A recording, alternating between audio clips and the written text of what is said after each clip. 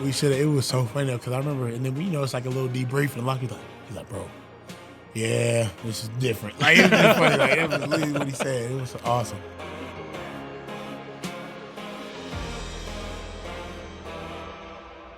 This is head coach Mike Elko, and you're listening to the Durham Devils Club podcast.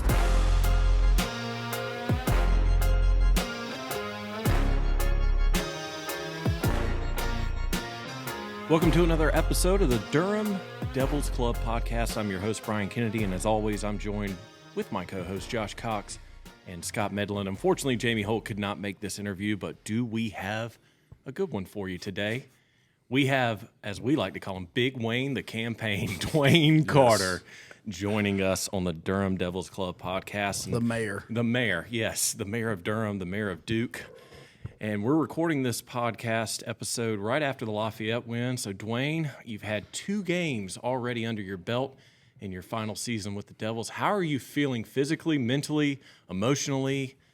Pretty roller coaster emotions, I'm guessing, after that Clemson win. Yeah, no, 100%. So, physically, it's football season. So, that speaks for itself. But, I mean, it was funny because I guess we kind of talked about it a little bit. Like, the first game was really like a mid-season game, and we felt every bit of it. So, we were bringing up, and obviously short week, short turnaround and everything, but we have a great training staff, got back together. So I'm feeling good now. Obviously 2-0 with another chance this week. Got a good team coming in this week, so we're excited. Yeah, we were talking about it, Northwestern on our podcast, the Section 17 podcast. Northwestern seems to be a unaffiliated ACC team. Y'all seem to have played them now the last 3 years. And then next year after you're gone, Duke's going to head up to Illinois one more time before the series goes on a hiatus. Yeah, it's crazy.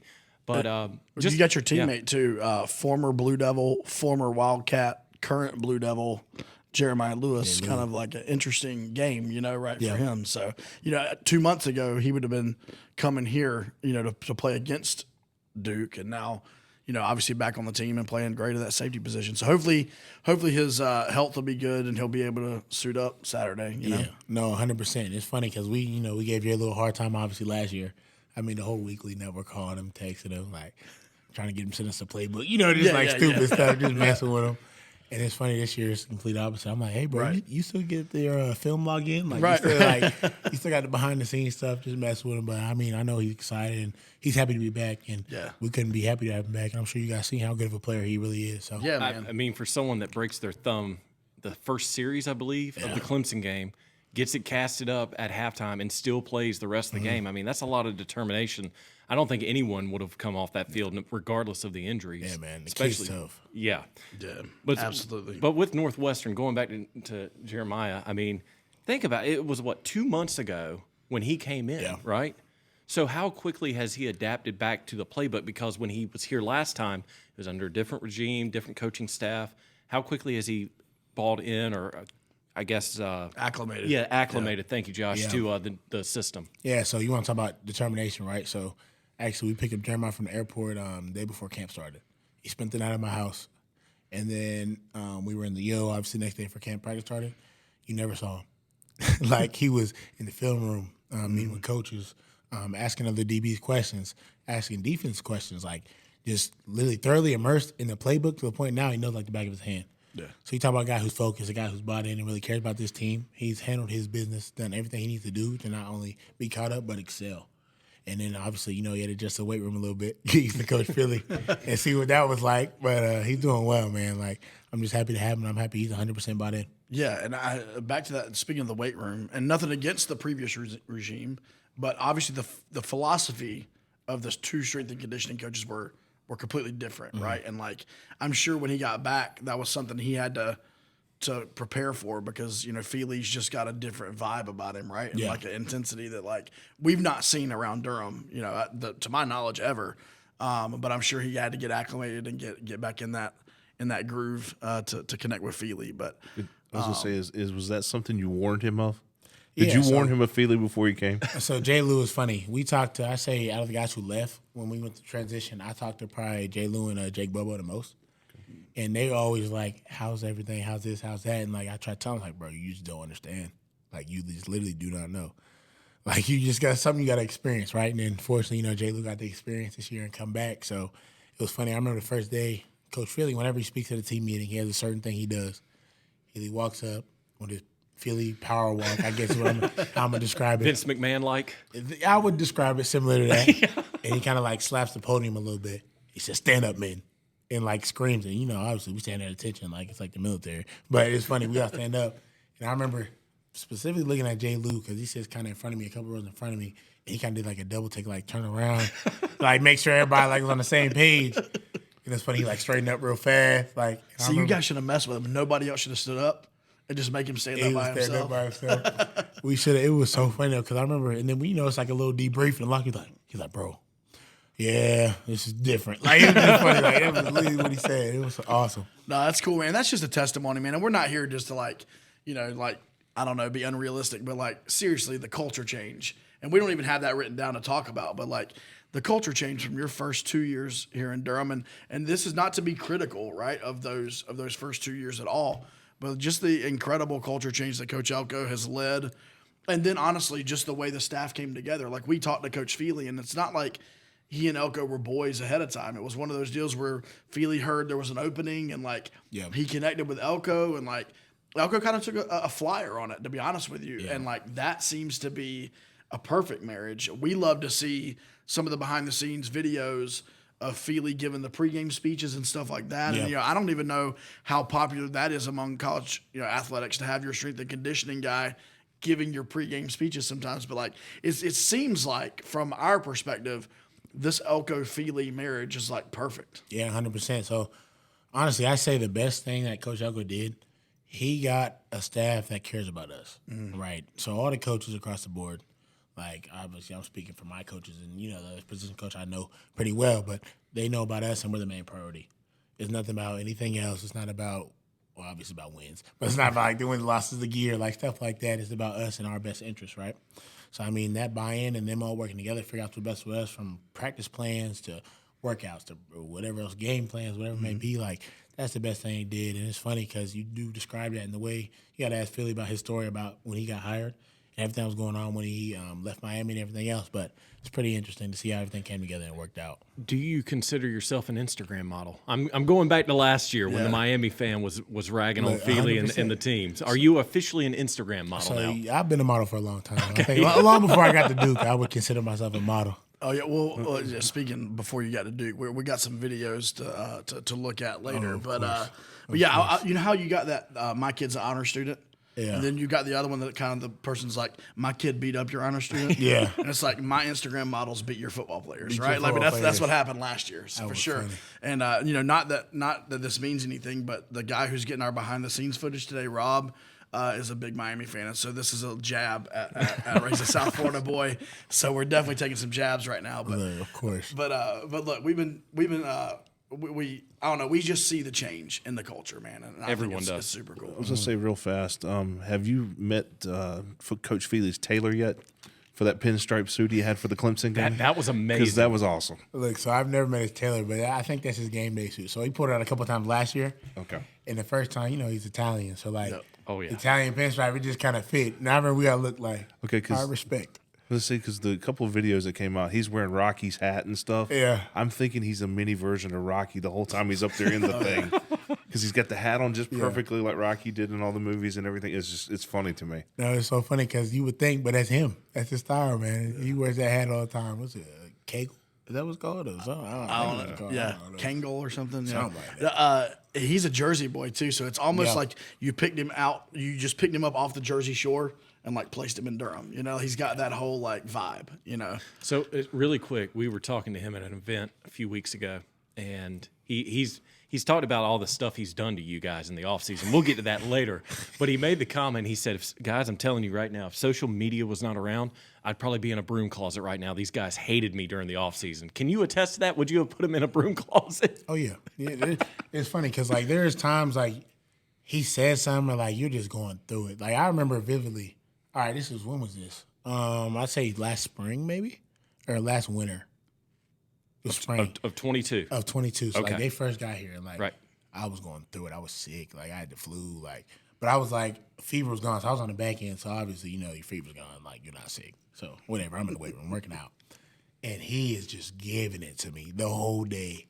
I'm like, oh, my gosh. Like, and I just keep staring. I'm like, I could kill you right now. Like, and it's so funny because like I know we all have stories like that, but like one point, like I remember I just dropped the barbell, I just stared at him. I was like, all right, let me go back. Like, I was thinking about it, but it's so funny because we all have stories like that on the team. That's cool, man. Yeah, we could talk David Feely all day, but we're not going to do that. We're gonna get to know DeWayne Carter, the man, off the field a little bit, and we're going to obviously ask you some questions about your time here at Duke, and then obviously about the NIL collective that has started here at Duke this year. So let's just get going. Let's have some fun with this. You ready? That was all intro, man. Yeah, that was the intro. Yeah, we're not even close to done. Are you ready? Look, I'm here all day. All All right. right, let's do it. So you grew up. Would you consider Pinkerton a south suburb of Columbus? So Pickerington is technically an east suburb. Okay, east so like a little suburb, bit of southeast, east more than anything. But you grew up outside of Columbus. Yep. Obviously connected to the Ohio State program. We'll talk about that in a minute. Yeah. Like, who did you grow up like? Probably Ohio State. You can be honest. Probably an Ohio State. Oh, fan I growing up. was a Buckeye through and through. Okay, so who was your guy? Like, what era were you? You know what I mean? So it's funny. I was introduced to when I really became a fan. Those guys, I remember the Troy Smiths, the Ted Gins, those guys, right? And because my dad played 91 through 95, so I grew up literally a Buckeye through and through. Like I wore my dad's jersey to school, like for Spirit Days. My dad played with Hall of Famers. My goddad is Eddie George. Yeah. Oh wow. Like Kirk Herbstreit hit me up after the game. Like just stuff like that are guys I actually have relationships with because of they're my dad's teammates. Those are his guys. So I mean they've known me and I'm like almost like, a nephew figure in their eyes. Yeah. And Pinkerton's like I don't know if you're in the country yet, but you're close. Because I drive through there. My wife's family, we have to drive through there to get to her family. And like I'm like, man, this is kind of out in the middle of nowhere, right? So it's funny, like we're not gonna say we're country, but there's quite a bit of corn around us. I'm not gonna lie, there's quite a bit of corn around us. Is it one stoplight in the middle of the town? You No, go through? so look, when we first moved out there, it was. So okay. We moved out there in 2004, and it was about 1-2 stoplights, like 2-lane roads everywhere. Two signs in a 10th mile. Welcome to. Thank you for visiting. That's exactly what it is. And it was funny because you drive right through, it's like that. But as we got older, it's like a 5-lane road, the main roads, all these neighborhoods expanded, housing development is getting put up everywhere. Like every time I go home, like it's a new one. Yeah. So it's crazy. It's expanding. Yeah, for sure. So who was one of your biggest influences as you were growing up? Yeah, so I say, so really I was a soccer player growing up.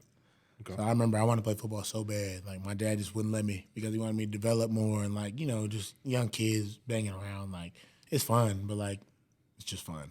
And he always took like the business approach when it came to sports with me. So that was kind of like my thing. So I grew up watching soccer. So I was like a big Messi fan, Cristiano Ronaldo, like David Beckham. Like some of my first jerseys were soccer jerseys. Okay.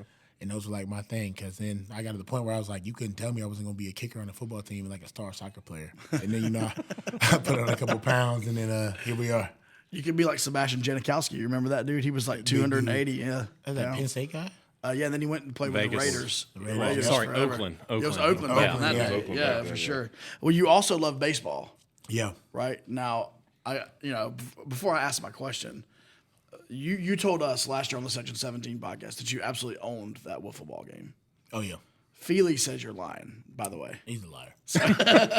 He's like, what's funny? He didn't throw to me, though. I will say, to his credit, the guys he were throwing to couldn't hit. Like, he probably threw a no-no. Maybe a one-hit shot. So was it an intentional walk on your part from Feely? No. He didn't pitch to me. So we had 3 separate fields. Okay. And who was it was Coach Tyler Miles. He's at Florida now, I think. Okay. But he was our pitcher. I was taking him yard. Yeah. Every pitch I got was gone. I love it. So if you played baseball, which I know you talked a little bit of like even potentially wanting to play if you came to Duke, like what position are you playing? What would that look like, Yeah, so actually I was supposed to play both. Okay. I was, and I took the red shirt, freshman year, and unfortunately pandemic circumstances happened. Yeah. So I kind of made a choice, like I was behind in both. And I'm not going to come back and hit a 90-mile-an-hour curveball after sitting at home for 6 months and not having any reps without being able to work at it. So, your scholarship is. When I came up, I was a first baseman and catcher. Yep. And that was like, baseball was really my first love. Mm-hmm. Like, that was the sport I really put the most into. I trained year-round for that, like the travel ball, that. Like, I ran the circuit, that was all that. So that was like kind of my position. That was my thing. But, the dream was to be a DH. Of course. Hit a bomb, absolutely. Do something, Right, go sit down. Eat some bubble gum or something. Yeah, no doubt. Do you follow? You have an MLB team? You an Indians guy, or what's your? Guardians. I had it. I'm sorry, it Guardians. Is the Guardians My now, bad. yeah. Edit. So I went. So actually, I went to a Guardians game. What was it, 2 months ago? I think over one of our breaks in July. But growing up, I was a Red Lakes fan. So like Joey Votto and Brandon Phillips, like those were like my two favorite players coming up. Yeah. And obviously David Ortiz, like Big Papi. That's how I emulated my game after. Like DH, like big lefty, smiling all the time, just having fun, enjoying the game. Like that was really what I wanted to be. Have you ever been to Fenway? I've never been. That's one place I would like. It's like a dream destination for me. I need to get up there. Did you went to play football there? Oh yeah. Yeah. But I guess Fenway Bowl. it probably would be cool. I don't know if it'd be cool in January, but it'd be cool. No. Like, Hopefully, our record will not let us be there. Our record will be too good, and We won't would be prefer playing. somewhere sunny. Yeah, At sunny. 75. look, who you telling? I'm telling you right now, I've got Duke going to Orlando for the Pop-Tarts Bowl. That's what the cheese one, It right? used to be the Cheez-Its, Cheez-Its, but then Pop-Tarts decided to come in and take the namesake. So, That's right. hey, I wouldn't mind sunny Orlando in January. Yeah. Yeah. I would not either. All right, so we got to ask you some personal stuff now. Let's do it. All right, so we're songs, High School Musical, one of your favorite movies. So Disney, period. Right. Okay. So, it's funny. Did you know? Disney's like that was my thing growing up. So I grew up in a pretty cool neighborhood. Like all the kids were the same age. Yeah. So like all my friends like were all the same age.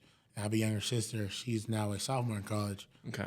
All the kids same age in her grade, like around the same area. So we all like we were going to movies together. We were on the same summer camps. We were on the same thing. Like we go to each other's house and hang out. What are you doing? We're watching Disney movies. We're watching whatever. Listen to the One Directions, the 5 Seconds of Summer. Like Oh man. the big time rushes. Like so, I was like thoroughly immersed in kid culture coming up. So like that was kind of my thing. And you like singing, So I'd sing. right? Like, just real quick, just so we. Oh my god.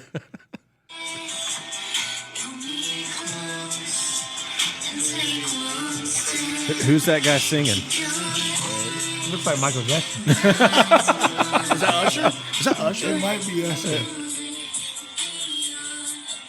Now you're about to start dancing, bro. You're about to start dancing. All right, let's Look at that. Let's give the listeners some preface of what we're watching. Yeah, this is DeWayne at Christmas. Tell us about this. This is Christmas. I think High School Musical 3. It's a scene where Gabrielle and Troy are on the rooftop, kind of he knows his confessing their movies. love to each other, and how they're they're about to go off their separate ways to college. So that was kinda Who were you intimate singing moment. to? Who was I singing? At that moment, I was singing to myself. I'd be remiss if I didn't shout out my longtime girlfriend. Yeah, there you go. There you go. Well, there's a couple more we got. So Yeah. we want to shout out is to your hilarious. mother for hooking us up with some Mama Carter. some I haven't stuff. seen that in years. Yeah. So speaking of songs, so like, we're really big on like that hype and energy that Duke does, right? Like coming out of the tunnel. Yeah. And so I think Welcome to the Jungle's been the thing here Yeah. recently. If you could pick, right? If you were in charge of Duke game day and what happens, what song are you picking when that steam comes out and that gate opens? What are you running out to? Yeah, so it's funny because Elko actually gave us the option like last year to like go through, but we couldn't decide because Oh, okay, everybody's yeah. bouncing different Yeah, ideas. yep. And I was trying to think, but I like the kind of storybook approach that kind of Elko in our program takes. And it's point like last year was like allowed me to reintroduce myself. Yeah, like, yeah. I was elite, and then this year we were really thinking like, all right, what could it be? Like, it'd be a cool trendy song, whatever. And then they kind of never told us. So the first time we ran out, the first time we heard it was a Clemson game. Yeah, yeah. And when it said new level, Yeah. like it kind of just resonated with us, Yep. like to a T, because that's really what it was, right? Because it's just a story each year. It's going to continue to build. So honestly, I couldn't pick anything better than that after that. I never would have thought of it. Did you ever come out, or have you ever heard any of the Duke themed, I guess, songs that the teams have come out to before? Highway to Hell, Running with the Devil, Hell's Bells. Yeah, Hell's Bells. Yeah, so we used to, after wins with Coach Cub, we used to do The Devil's Alive. Okay. Oh yeah. And that was a big one. He loved that song. Do you ever see this team possibly coming out to one of those songs this year? I feel like Coach Elko is like, once it's picked, it's picked. Okay. I feel like that's how he is. So I don't know. That's understandable. Yeah. So he didn't try to influence you with any Jay-Z? No, and it's funny because like people laugh, but like he really listens to Jay-Z. Oh yeah. Oh, Like, and it's so funny to me because I was, what game was this? One of the games, like I was just sitting there because I sit behind him on the bus when we go to the game, and he blares that music. Like, with his headphones on, like you can hear it outside. I'm like, oh my God. I'm like, this got serious. Like, My man. Well, kind of off the music thing real quick. When you were younger, evidently you enjoyed making funny videos. And one of them, I guess the question I can ask you is, how many grapes do you think you can fit in your mouth? Let's just say around like New Year's. Like how many grapes? what was it? Probably 15, maybe. It was 12. 12? 12 was the answer. And you have like a chubby bunny face when you're done. here. So we'll share that with our people, but this is we'll get it to the end here because it's a longer one. That was 7th grade. Yeah. Hell, They're kissing. They're kissing. It's New Year's. Folks, we are going down memory lane with DeWayne Carter right now. Oh my god. Look at that. Look at that smile. Yeah, I've always been the same person, I guess. So look, I wasn't just doing that for no reason. That was for extra credit for my Spanish class. Explain. Okay, explain. All right. It was, Explain. I forget the whole story behind it, but it was some Spanish tradition somewhere where at New Year's you just eat as many grapes you can. So I did it, said it in, got my extra points. Okay, so That's good. You obviously are that guy. If a challenge is presented in front of you, no matter what, you're going to pretty much do it, right? You're gonna give my all. Okay, 100%, 110%. I love it. I love it. Well, let's focus back to football a little bit. Obviously, this is it for you. This is the last season. Yeah. But let's go back to before you came to Duke. When was it you realized that you could play college football? You had mentioned earlier that you were a baseball player, football player, but at what point were you like, you know what, I can take this next step from high school to college? Yeah, so it's funny. Actually, I wasn't really good my freshman year, I'd say. I was good enough, but in terms of like actually being a football player, I wasn't very good. And I'll never forget. So Lorenzo Styles, linebacker for the Rams, all that was my dad's teammate.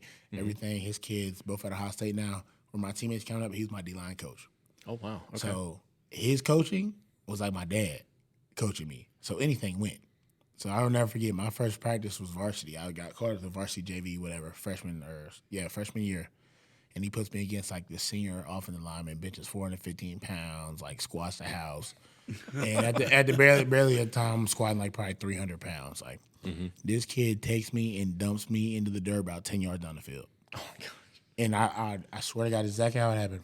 I'm laying on my back, and I'm thinking, I'm like, I hate football. Like I was like, yeah, I'm gonna stick to baseball. Like, I want to be like, a DH. Yeah. that's literally what it was. That was my thought process. Like, bro, I hate football. I was like, bro, I don't want to do this. And I'll never forget, this dude, Coach Styles, literally peeks over top of me like this. It says, get up, a word I'm not gonna say. Yeah. You got two choices: either leave, quit, or get up, like, or something, whatever. And from that point on, like, it just flipped, and I just grew. Like, and it was funny because, like, I've never been a quitter. That's not how I was raised. It's not like our family models, anything. So I've never been a quitter. So I guess I made a decision there, and then from that point on, I just grew. I got better and better. Earned a role on our varsity team, and my high school was pretty good. We've been putting guys through college since I can remember, and that's the other thing that's pretty cool about Pickerington. Like, it's youth league, middle school, and then you're in high school. So it's a program like you grow up through. So by the time you're in Develop. yeah, exactly. So by the time you're in high school, like, you know everybody already, high school coaches, all that. So by the time I got there, they was like, all right, we've been waiting for you. It's your turn. And I wasn't very good, and I'll never forget that moment. That kind of flipped the switch. So your family has footprints all over college football. You know, your grandpa at Youngstown State, your Yep. dad at Ohio State, your uncle Raymond at Notre Dame. Where were you wanting to go out of those three schools and maybe try to continue the family legacy, or did you want to go out on your own and try something yourself? So there's another one. My Uncle John, too, played West Kentucky. Okay. Yeah. So, I mean, obviously, you know, coming up, I want to be a Buckeye. That wasn't a secret. You couldn't have told me I wasn't going to go to Ohio State and play football and be like my dad. Like, that's just how it was. And I got older. My sophomore year was a big recruiting year for me. So the spring, like that spring recruiting season, I was getting probably 2 offers a day. Like, it was just, I was very blessed in the recruiting process. Like, I had my choice where I wanted to go. And then I'm like, all right, I'm waiting. Ohio State was actually the first school to recruit me. And whatever, I come in the game visit, you know, just casual game visits, normal recruit stuff. And then I keep coming back. They tell me to wait. I'll just wait because, you know, the way Urban Meyer recruited was like Ohio kids, like last priority. Not last priority, but like just because you're in Ohio, you're going to go there. And me being a kid who grew up around Ohio State, like all the bells and whistles, like the fancy, that didn't impress me. I literally just want to go because I felt that's where I was supposed to be, right? You're calling. That was exactly what it was. So then I'll never forget, my first visit down here was probably March 2017, I think. And I fell in love. And it was funny. I remember I walked in, fell in love with the staff, teammates, personnel, coaches, like teachers, administrators, like everybody I met, like it was an instant connection, right? So then I'm back at home. I'm like, dang, maybe I don't need to go like to Ohio State or like somewhere else like that, because I had the Notre Dames, the Michigans, the Tennessees, like all those, and it was never really about like the quote unquote biggest name for me. And that's, I think, the best part about my upbringing was I was exposed to big time college football from a young age. So like you talk about my grandpa at Youngstown State, he's in the Hall of Fame. Okay. And I don't know if you know the history between Jim Tressel and Youngstown State. Yep. So Jim Tressel and my grandfather were like first name basis. Oh, wow. So like stuff like that. So I'm in Jim Tressel's office as a 5-year-old, like playing with his rings. Like it's just stuff like that. Like I was just exposed to, and I was blessed to be exposed to. So the bells and whistles never really impressed me. So I was able to really go through my recruiting process and find the place that was best for me. Yeah, so you were really able to go through it with like a maturity, and nothing against other guys who didn't have that, but like, you know, the way that you were raised blessed you with that. Like, okay, 100%. You're not going to impress me with like, you know, all this stuff you're doing on my recruiting visit. I'm looking at different things, right? I'm looking at the bigger picture, and yeah, that's really cool. A personal story about that. I think I may have told you this before. I can't remember.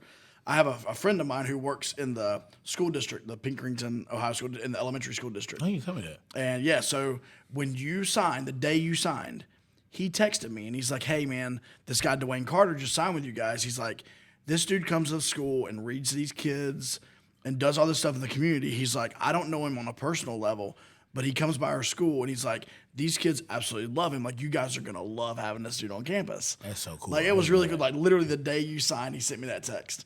And so, like, so I knew beforehand that you were going to be active in the community, or that you were going to be more than a football player. Yeah.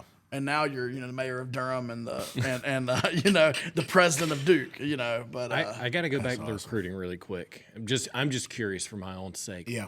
What school did Duke beat out to get you to come and play for them? Yeah. So when it got down to it, I was talking to on a consistent basis, like schools I was considering were here, Pittsburgh, Minnesota, Indiana, and Michigan State.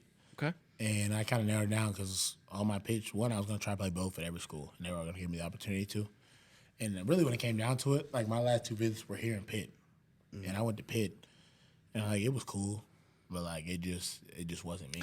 Like I just like nothing against the school, I just didn't think I belonged there. And thank goodness you didn't, because we would be giving you hell in the stands. we're haters, bro. We're Pitt haters. Well, it's funny because I was thinking about it because I've met a couple of the Pitt guys, like, and they've had, you know, how their defenses, their D-line is, and I was thinking, like, I've been a pretty crazy D-line. Oh, yeah. Oh, you got the history there with, like, Aaron Donald and stuff, too. You so know, it was like, pretty cool, but Obviously, you made the right decision. And Yeah, ultimately, no doubt. I think so, too. No doubt. So ultimately, you pick Duke. The transition happens with the coaching staff. So walk us through, in December of 2021, Duke's looking for a new coach. First of all, I know that Art Chase and Nina King were kind of heading up a lot of that. Were you, as a team captain, how involved were you? Were you involved at all in that process? Did you meet with any, and we're not going to obviously ask for names, but like, were you involved in that process at all, or did you have any input at all on, you know, kind of the direction? Yeah, so I think the best thing that Nina and Art did, they had a Zoom call, right? And they asked us what we were looking for. And that was the first thing they did before they did all the other stuff. And I think after that, like, it was like no communication from me or anybody else to my knowledge. But that was like the main thing. Like, we got to speak our opinion and voice our opinions, whatever. And that's how they went about the recruiting process. And honestly, it couldn't have been any more of a match. Well, as a D lineman, you were like, I want a defensive coordinator from the SEC. It was funny. It was like, at that point, like, it literally was like, it was to the point like we was like, bro, I just want to win. Yeah.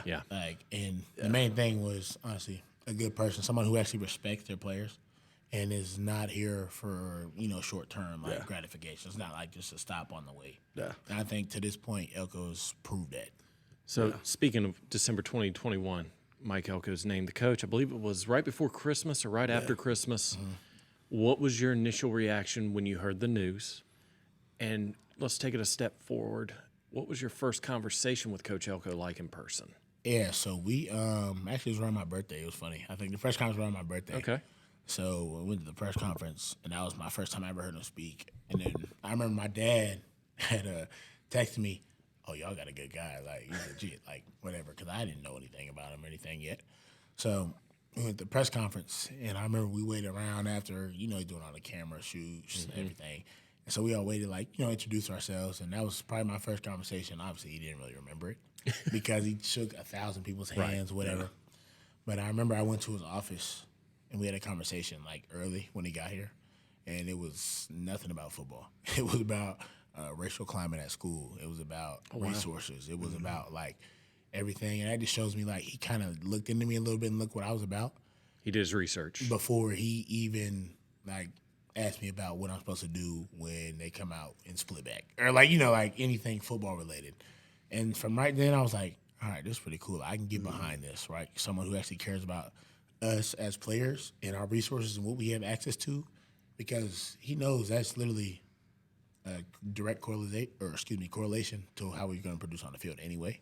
And plus, we deserve it. So Yeah, no, that's that's awesome, and it wasn't long. I mean, directly. It's funny. His press conference was our first ever media event. We got our credentials, and that was our first event. But then we began to come to practices, and we didn't have anything to compare it to. But I remember the first couple of practices we came to. I'm just like, man, this guy's legit. Like this staff is legit. Like they barely know each other, and it seems like they're all on the same page. Yeah, and Everything was in sync. Yeah, and like the players, and honestly, you guys may not have been in sync, but like from our perspective, it was like, man, this thing is already kind of well oiled, and like these coaches seem to be 100% bought in. The players are 100% bought in. We began to see, body transformations. Yeah. I think Nikki was the first one where it was like, oh, like look at that dude. yeah, like, Nick is the Instagram model for sure. yeah, he's an Instagram. He's an Instagram model No for doubt, sure. no doubt. But I guess for you, like the body transformation, like talk us through that, like where you were when Coach Elko got here and where you are now. Like, what does that look like for you? Yeah, so it was obviously the end of the year, like you're in shape, but you don't look like you're in shape. Like you're beat up from however many games it is, everything else. So you go into January, that's some of the hardest weeks. Especially it's being the harder weeks where we had a coaching change. We didn't know who was going to be here, and all we had was a head coach and a strength coach. I'm pretty sure at the time. Yep. I think Coach Troop. That's right. Those are the guys the at the holdover. time. So it was funny because it was just a whole different mentality and a philosophy. And obviously we hit the weights very hard, and Coach Philly has the science down. But I think the main thing for us, like, the body transformations, but it was a mental transformation. Because we were always a step away, and I think we have been since I've been here. We've been just one step away. Like, we've been in close games, and they turn into a blowout like that because of the little things.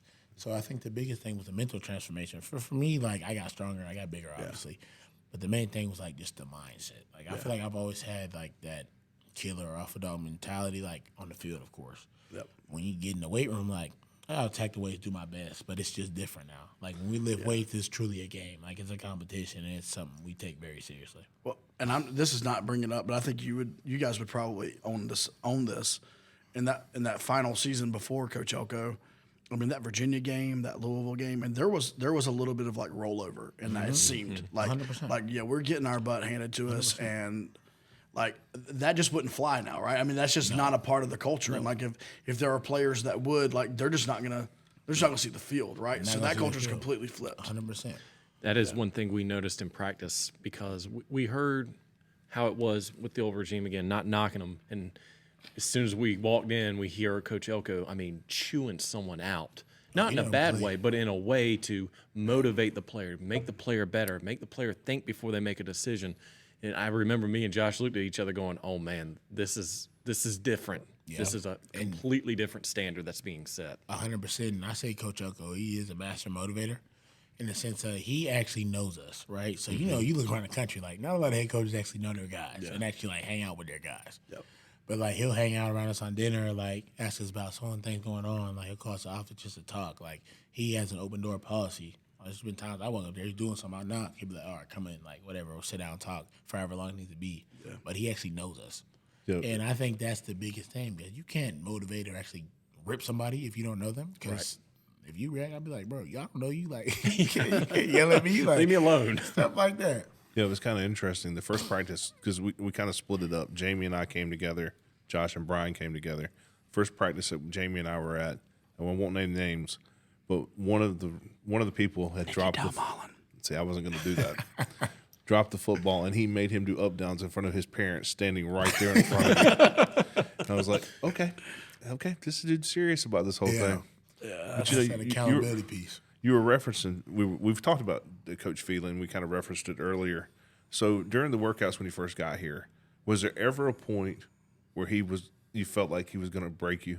Be honest. So me, like, it sucks, but like I said, my mentality, like, I was going to die before I gave up. Like, you weren't gonna get a quit out of me, especially being the new guy. Like, in some place I've been for like 3-4 years, you're not gonna make me quit in my weight room. That's how I felt, and that was the true mentality. And it's funny because I think it was a lot of guys made a decision during the off season, like, all right, shoot, like, it's either put up or shut up. Yeah, and it was all put up, so it worked out. Is there a workout that you absolutely hate? Now, we were following you on, I believe it was Twitter or Instagram, and all you did was take a photo of the track. And I think the caption was like, "Thank God this is over. I'm glad to see you.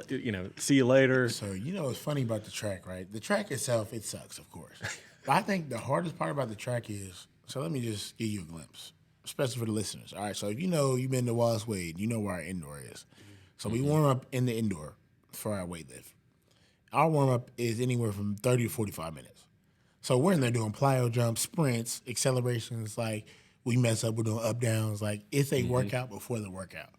Then we have to jog from the indoor around the field because we can't jog across the field, up the tunnel, take our cleats off, run in the weight room, and then begin the actual lift. So on track days, that's like the beginning. That's the first hour. That's the appetizer. Exactly. Yeah. So then we get in the weight room. It's either heavy squat day. We're doing 85%. So I got freaking 440 pounds in my back doing reps for like 5 sets, like stuff like that. You're doing dumbbell lunges back and forth across the weight room. We're doing hyperextensions where literally you're holding 3 45-pound plates. Like, it's just all this crazy stuff. And you're like, dang, all right, I got through that. And he'd be like, shoes on, to the track. So then that's probably the 2 hours in probably by now. Then we jog in our weight room is at the bottom of the yo. So we jog up the back fire stairwell, jog, no walking, jog out of the yo, and run past, what's that, Bostock Gate right over there. Yep. Then we run up the stairs. Past the Nike store. Past camera and all that, up the mother stairs. Yep. And then just keep going till we get to the track. But it's not even when you get to the track. You run in the gate, and you run to the gate to get in the track, and then you have to run to wherever your spot is. And don't let your group be on the other side of the track because you will jog to that too. Oh, wow. So by the time you get to the track, you're exhausted. So, like, the track itself, yeah, it sucks, but everything before the track is where I'm like, bro, I don't know, make today. Like, and you doing all that stuff, your back hurts. Like, you just hurting. While Feely's in the background with a maniacal laugh, probably. Yeah. It's funny. He just takes off. That's the worst part. He'd be like, to the track and just takes off. It's like you feel bad because, like, it's a 40, 50-year-old man, like, just kicking your butt. Like, he'd be like, I'm 50 years old, I can do this. You guys got to keep up. Like, just messing with Well, it's funny that you mentioned that. And my brother-in-law, he used to train all the Durham County sheriffs. And he was the same way. Like, he would get up at 4 a.m, run 2 miles, then he would get in his car, go to the training facility, and work out with the cadets. Yeah. And I was like, why are you doing this? He goes, if I'm going to be a leader, they've got to see from my example that I can do this too. Because no one's going to listen to me if I can't do what I'm telling them to do. So Feely definitely sounds like he's got that same mentality of, I'm going to show y'all all up while yelling at you and trying to get y'all better at the same time. 100%. Because I'll never forget, I think it was something we were struggling with. When we first got there, he wanted to do, like, it was an outrageous number of pull-ups, like something crazy. And he's like, y'all can't do this? And he hops up on the pull-up bar and just starts cranking them out. Or, like, it was something on the curls. Like, he just started cranking out curls. Like, y'all can't do this? Like, and he'd do that, and we just look at him like, bro, I don't like you. Like, you didn't do any to warm up. Like, we just mess with him. But it's funny because, like, at the end of the day, you can't say nothing because he works out just as hard as we do, and he does it at 4. Yeah, him and Smitty, right? Every morning. Him and Smitty and Dorian, yeah, that's crazy. Well, look, transitioning a little bit now to the current season, right? We talked about it at the very beginning, but just to talk, obviously from when we're recording, 2-0. Obviously, the Clemson win, 28-7. Should have been 28-0. And then the Lafayette, obviously, we'll talk a little bit about just kind of that 5-day whirlwind, right? But let's go back to the Clemson game. Okay, first of all, it's a full stadium. A lot of Clemson fans here. They were fairly quiet the whole game, but a lot of Clemson fans here. But there was a certain point in the fourth quarter where it was like reality started setting in. Yeah. Of like, we're going to win this game. Yeah. Like, right. Like, and I know that, like, as a player, it's like, no, I'm going to stay focused and the game's not over till the final whistle blows. But with about 5 minutes to go in the game, it's kind of like, okay, unless something crazy happens here. So take me through your mind. Like walk through that, like 2-9, 3-9, 9-4, Yeah. but honestly, a pretty easy schedule last year compared to this year. To like, okay, now I'm in the fourth quarter. There's 5 minutes to go. We're about to pull this off on national television, Labor Day. Take us through your mindset. Yeah, so first, the fourth quarter, like, we win the fourth quarter. That's our mantra. And that's, like, the expectation. That's the standard. Like, we win the fourth quarter no matter who it is. Mm-hmm. So we knew the fourth quarter came, and I'll never forget they had an interview about somehow they were in shape or, like, really good shape from tempo, stuff like that I see on Twitter or something. And I was just thinking, like, I have no idea. Like, I was like, you just have no idea. And that's what I thought. Like, and it wasn't motivation. It was just sense like you're already too comfortable. And that's how I kind of had an idea. Like, all right, we get to the fourth quarter. Like, we're gonna see what you guys are really made of. And you just kind of we just keep taking it to them. We just keep taking them. Our offense is driving. We're stunning them. We got K. Klubnik probably scared back there. I mean, he was throwing the checkdowns a lot that night. So, but it was just we just kept coming. We just kept coming. I just don't think they were ready for it. And I think it really showed that last offensive drive where we were probably getting 7 yards of carry and just wearing them down. Yeah. And we're, the D-line, O-line, we're rivals, of course, at practice, but during the whole game, we're like, they can't mess with you, keep giving it to them. They're going to quit. Like, just stuff like that. And it started to really set in because the whole game you had that Kobe mentality where it's the Mamba and it's like, job's not finished. Like, why am I smiling? And it's so funny because I was so locked in on the bench like we all were. And what snapped me out of it was, probably 4 or 3 minutes left. I hear all this noise. I'm like, why did it get loud? I turn around. It's 1,000 people behind me. I was Students like, already out. Yeah, they're already down. I looked. I said, what the heck? And I kind of looked up. I was like, oh, that's ball game. I was like, and that's when I kind of like, oh, it's game over. Like, oh, yeah, we did it. Like, oh, yeah. But it was just crazy. I was going to say, the middle of the second quarter, right before the muff punt, the student section started chanting overrated. I about lost my mind. We all did. I'm like, there's no Stop it. way. You do not do that in the second quarter. You obviously don't know what's happening. That is funny. And then that happened, and then they got very quiet very quick. Yeah, Yeah. quiet. We were like, what are you doing? Like, you guys need to chill. But that was an incredible night. Well, going back to the fourth quarter, how was the physicality with Clemson? Because I think Feely said it before, and Coach Elko, the goal is to be in better shape against every team, no matter who's on the field against this Duke team. Could you tell that they were struggling, like their offensive line, as you guys were trying to get to Cade, force them to those checkdowns, stuff like that? Yeah, so, I mean, they were physical. Like, by no means was that an easy win at all. They're a good team. Like, they've been the freaking standard of our conference for long, But they were physical. Like, they're a well-coached team, of course. But it was like, we got to that fourth quarter, and I don't think they expect us to still be there. Because no matter how much, like, what we did last year, like, people want to say, it's the same old Duke. Like, it's Duke, y'all losing to Duke, whatever, X, Y, and Z. And they didn't respect us. I remember I had a conversation actually with their center. Like, and it was funny because, like, that was one of the games. And usually when you play the better teams, it's not a lot of trash talk. Right. It's just guys out there, just having fun playing the game, whatever, talking. And he was like, it came out somehow. He was like, wait, y'all aren't ranked? And I was like, no, they don't respect us. Right. And he was like, oh, wow. And it was funny because, like, I think it kind of set in, like, he was like, we didn't really respect y'all either, but, like. Now, was that as you were trying to get to Cade during the play? Y'all were talking? So, no, it was funny because it was between the play. I think somebody jumped off sides. And, we're talking trash. I think it was when we were down in the red zone, actually.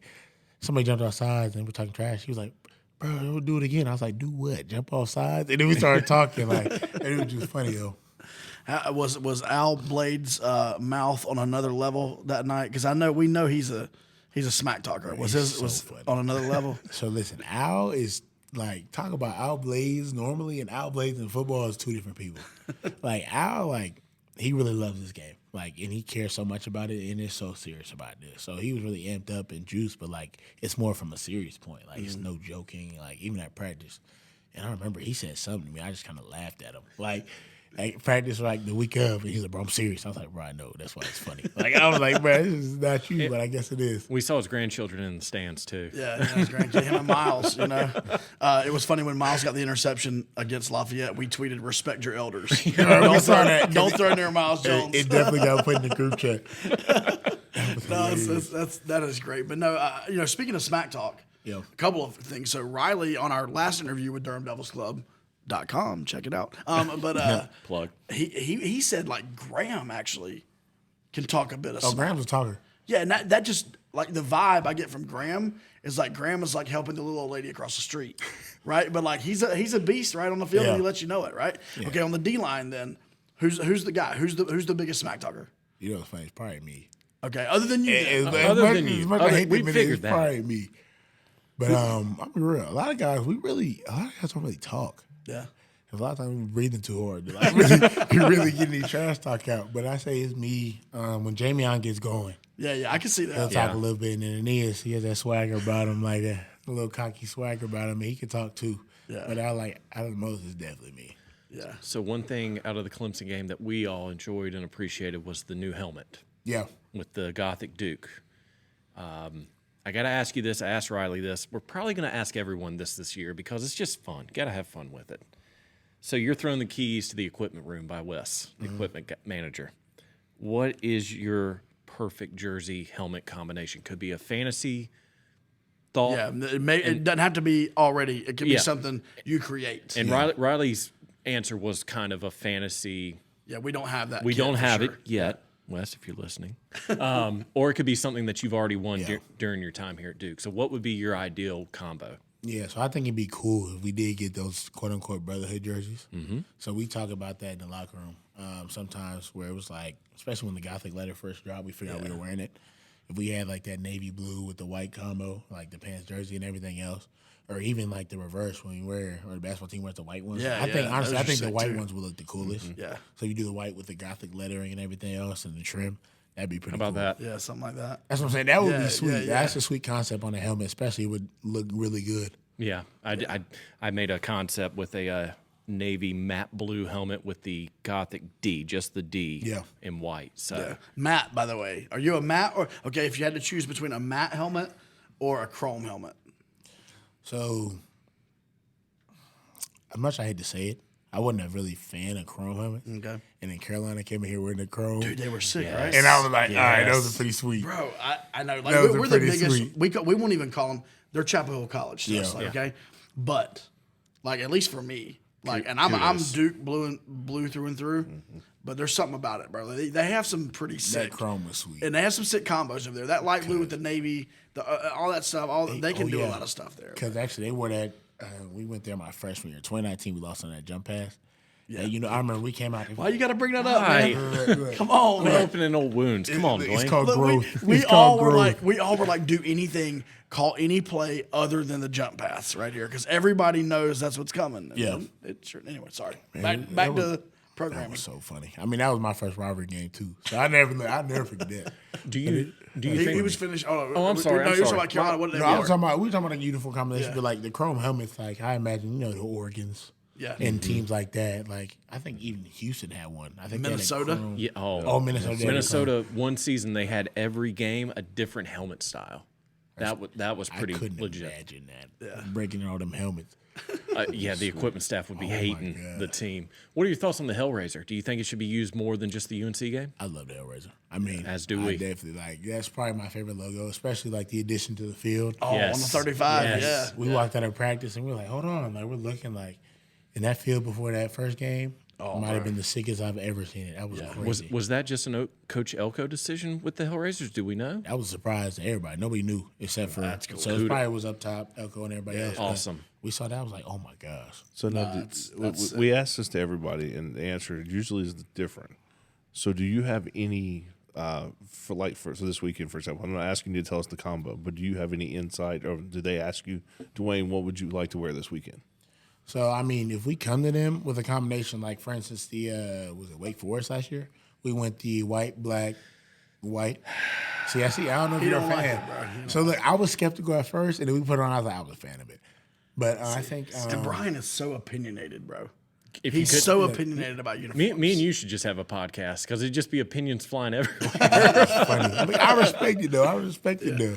So you guys kind of asked for that one. Yes, I think Jamion led the charge on that one because senior night and everything, and that was something he wanted to do. So Coach Elko brought it. I mean, no, he went to West with it, and then they let us wear it. But as far as like it goes, like I think if we bring it to him, They'd be there for With that pretty black open. Hellraiser last year at Carolina, that was was- pretty sick. Now that uniform combination is probably my favorite all Yeah, time. that's sick. Section 17 podcast suggested that before the season started. Yeah, you know. Great You know, suggestion. yeah, no, for sure. And I know we talked to you guys at media day, and you Riley and Coach Elko all said that was the Black, favorite. the black with the blue black with Hellraiser. the Hellraiser. 100%. Well, we got to get to the NIL. Yeah. We could have another hour or two to talk. Yeah. Everything Duke football, but let's get to the meaning behind this podcast, behind this collective. You know, just talk to the subscribers one on one. Why is it important for Duke football to be active in this NIL space? Yeah, so it's real, especially in the days of recruiting, right? Obviously, you want kids for the right reason, and especially a lot of kids coming from not good situations, broken homes potentially, or a lot of kids, like a lot of my teammates that I've had since I've been here, a lot of them send a lot of their money back home to help pay for bills, stuff like that. So it's not like in a selfish, greedy way.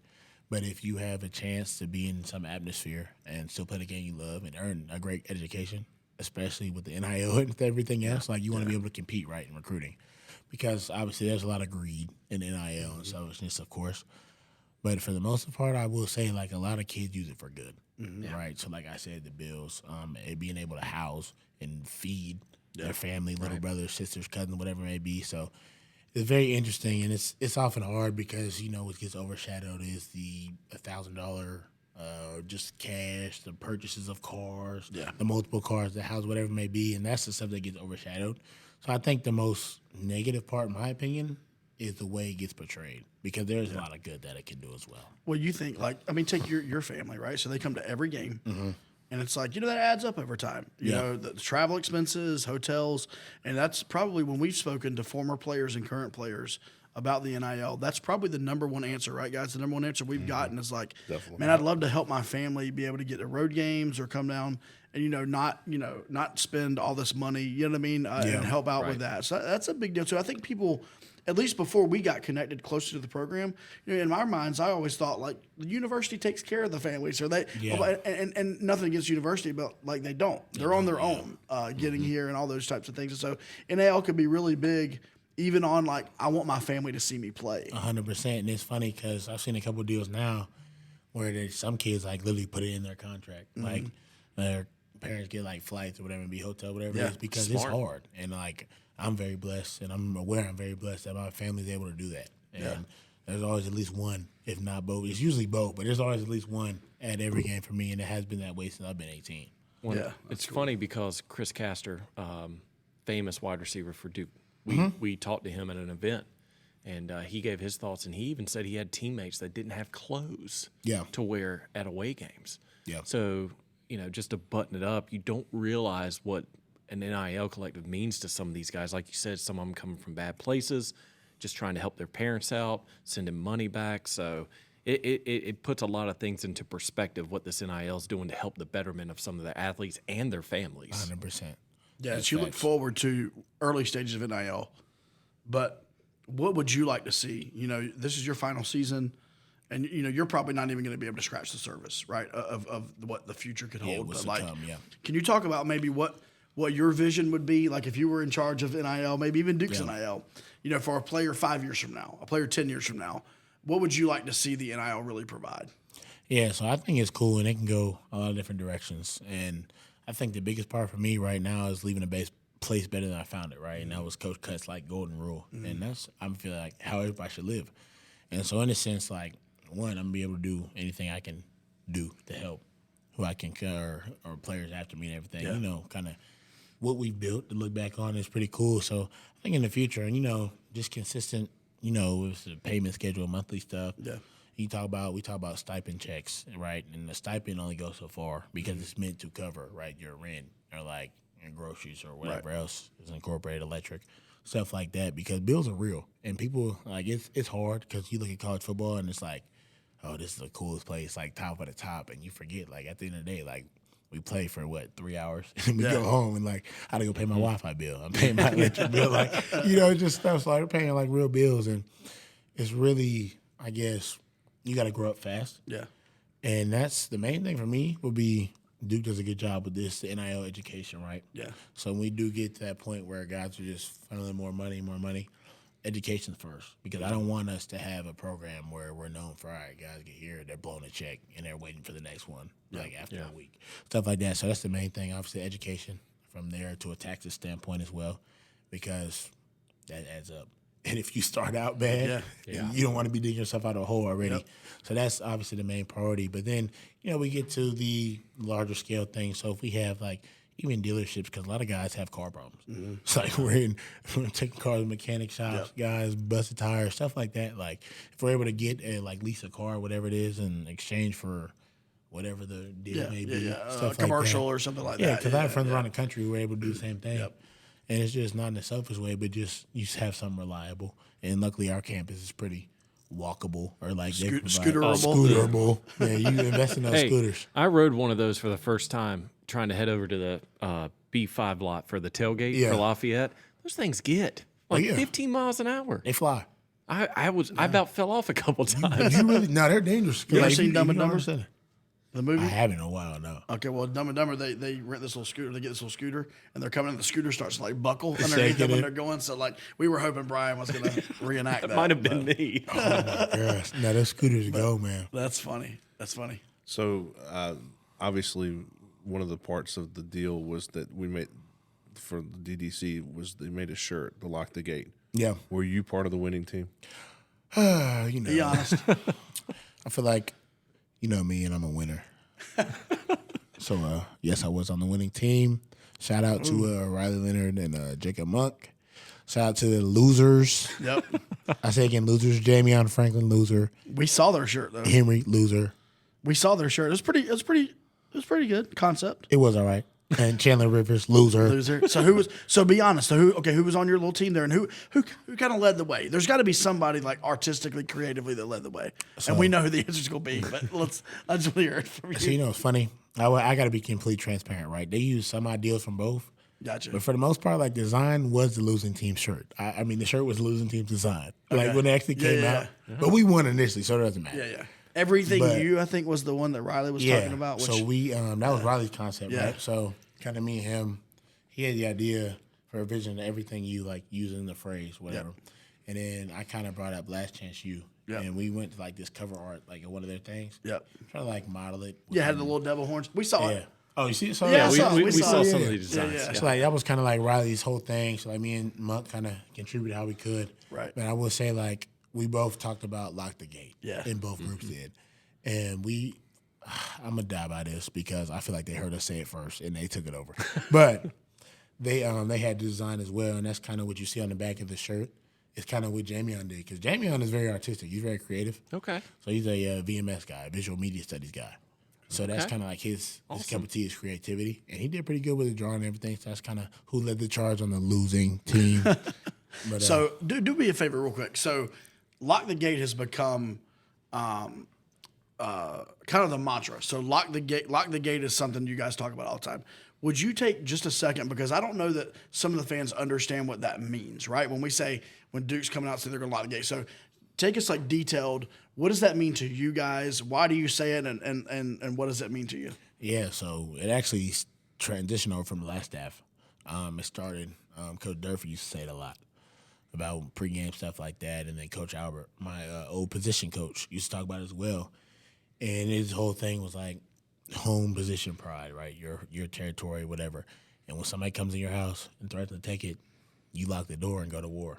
And whoever comes out on top comes out top, and it's not going to be the other guy, right? So he used to say, nobody comes in our house and leaves unscathed. That's kind of how he described it, right? So it was lock the gate, and that's how it transitioned. So I remember we started saying it probably early last year in the season, and I remember Philly heard it. He was like, oh, that's pretty cool. Like, and he kind of liked it. So that's how he brought it in, this transition. You hear it in the back of some videos. You hear it through transitions from his speeches. Yeah. You see it on comments. You see it in tweets. And that's kind of our mantra because, we're prideful about Duke football. Yeah. And for a long time, like, it's been no respect. We get disrespected by many, especially people who don't even really know anything about the game of ball. And that's the biggest thing, like, our pride, and we're going to protect our house no matter what. So in the post game after the Clemson game, Riley made a quote that I thought was really great. He said, "God is good, and so is our defense." Yeah. What do you think about that? I think that was awesome. I think that is a depiction of Riley Leonard. He's a true man of faith, and Riley is really serious when he says that. It's not like a facade. Like, he really takes that serious. His faith is his faith. And he's always looking to give somebody else credit. Like, I will say, like, we was all right. We were all right that Monday night. But, like, Yeah, it all just- right. it was You all should have right. shut him out, bro. It was more than all right. We You're are all right. averaging 7 a game. That's Yeah, it. 7 a game. beautiful. That would work. So we got to keep it going. So No, that was cool. So we're looking at, I know a couple of different organizations are trying to put together like a shirt. The God is great, and so is our defense. So we might see that at some point. It's awesome. You need to pull it out. I think those will sell. Those are pretty good. Yeah, it's a great. Especially all the pup he got after that game. I know his following probably. we up have like some ideas. We have some 10,000. ideas. Yeah, for sure. So we've got 10 games left, and we're going to have to wrap this up. I mean, again, we hit an hour just like that. So Yeah. it's been great catching up with you. But you got 10 games left in your career here at Duke. What are you wanting to do before the season is done? You hang the cleats up for the final time as a Duke football player. Yeah, so I said at Media Day in July, I was like, my goal this year, like, obviously, is to play well and everything else. But, like, the main goal is, like, be present, be in the moment, and not miss anything. Because I think over the years, especially this last year, like, I realized how much this place really means to me, how much this team means to me, and how much, like, a lot of people around here mean to me. And, like, I feel like I'd be doing them a disservice and myself as well if I didn't actually be present in every moment that I'm in, every space that I'm in. Because, like you said, it is my last year, and, then life gets real. Hopefully I'll play in the league for a million years, but wherever I may go, but then it gets real. So, like, I just want to take everything in and leave, with nothing left unturned. I feel like there's no regrets. And I feel like if I would have left last year, that's what I would have felt like. I feel like there was a lot more to accomplish. I feel like I could have did more as a player. We could have did more as a team, even though we were successful. But, there's always that hunger for more, especially when like, there is no ceiling for us. Well, I know I kind of joked with you a couple weeks ago when we were talking, and I mentioned this to Eric McLean, that once you finally are putting up your cleats for real, I think you may take his job from him at ACC Network. Look, I'm going to hit him up. Look, so me and Because Eric. I told him, I said, no, he's not looking to take it right now. He's looking at about 5-6 years. He wants to at least be up there with you. He doesn't have to take it from you, just Yeah. sit there with you. That's funny. So it's funny because honestly, I've been thinking about it. I think it'd be pretty cool, especially the transition. I mean, what a better way to transition out of football is to talk about football. But I'm definitely going to hit him up because we've developed somewhat of a relationship. I text him on Instagram and stuff sometimes, so we talk a little bit here and there, but he's definitely a good guy. He's a super cool guy. I mean, that was one of the things that we got to know him a little bit. He came by the Yeah. tailgate for the Clemson. He got to hang out, and when he got to meet his father, Mac, Yeah. who, if you've never met him, your dad is great. You and your dad are a lot alike. Yeah. They are a lot alike, too. Twins. They're almost just like twins. And if you've never met DeWayne's dad, you really need to meet him. No doubt. He's a lot The of real fun, Big Wayne. especially after a game, That's because little he's one. really excited after the games. That dude, yeah, you looking probably behind the defensive bench somewhere, anywhere 5 rows up. He'll be standing up in a bright blue 90 jersey, T-shirt, whatever it may be, From China. from China, look, with binoculars on and probably cussing somebody. Well, dude, at the end of the Wake Forest game last year, when Duke won that game, he was on another level. Bro. Oh, yeah. He was out there where the parents gather outside the Yo, and dude, you would have thought we won the national title, bro. Yeah. He was he was on Yeah. another level. It's I so love his funny. energy, man. It's funny because people ask me, like, you get embarrassed? I'm like, no. Well, one that's been happening my whole life, right? He's been the same way. We could be at a 6-year-old T-ball game, right? Let me hit a home run. He would Yeah. go crazy, right? But it's just because I've kind of realized like how proud he is and how well he wants me to do in life. And it all stems from his passion, his love for the game, because that man loves football. Like, I always knew it when I was younger, but, like, he really loves this game. It was like, every time we play, he treats it like he's playing. Yeah. I get texts from him. He asks me about the Sky Report. Like, it's my guy. Yeah. Final question before we close up shop. What is your message to the subscribers listening currently to this episode who have contributed already to this collective? Yeah, so first, thank you. Thank you. It means a lot to us and our program. And thank you for your continued support, because, I mean, the fan base, we've always had our loyal fans, like the guys I'm here with right now, and a couple of true Duke fans who, though I'm okay with, the the brutal honesty sometimes through the couple of years, the freebie years and everything else, and the continued truth. Oh crap! You saw our Twitter Look, timeline. look, but it's funny. I'm okay with it. But just thank you for your continued support, and continue to build. Spread the word. Continue to get to know us as players, and that's I think the biggest thing about football. We're just out there in a helmet, so you don't really get to see us for who we are, and this is a great way to do it. So once again, appreciate y'all. Spread the word, and hopefully you enjoyed this episode. Yeah, that's perfect. So if you are a current subscriber, you're listening to this, you do get behind the scenes access like this podcast right here, and then also some meet and greets and other opportunities that are going to come about throughout the season. And so if you're already a subscriber, make sure you share the experience with someone else, right? If you know somebody that's a Duke football fan, wants to be involved, wants kind of this insider access, share it with them, get them on board, because this thing's going to grow from the ground up kind of organically. And so really do want to encourage you. Obviously, this if you're listening, but send them to DurhamDevilsClub.com and they can get you set up. DeWayne, it's been fun. We really appreciate you coming on and spending some time with us and opening the door to let people get to know you more. We've seen DeWayne Carter on the field. This is always good to catch up with you, and we wish you nothing but success for the rest of the season. Of course. Thank you, guys, man. I'm looking forward to it. All right, that'll do it for another episode of the Durham Devils Club podcast. We'll have more interviews coming to you throughout the season. And again, our thanks to DeWayne Carter. But for Josh Cox, Scott Medlin, I'm Brian Kennedy, and this has been another episode of the Durham Devils Club podcast. Shout out High School Musical.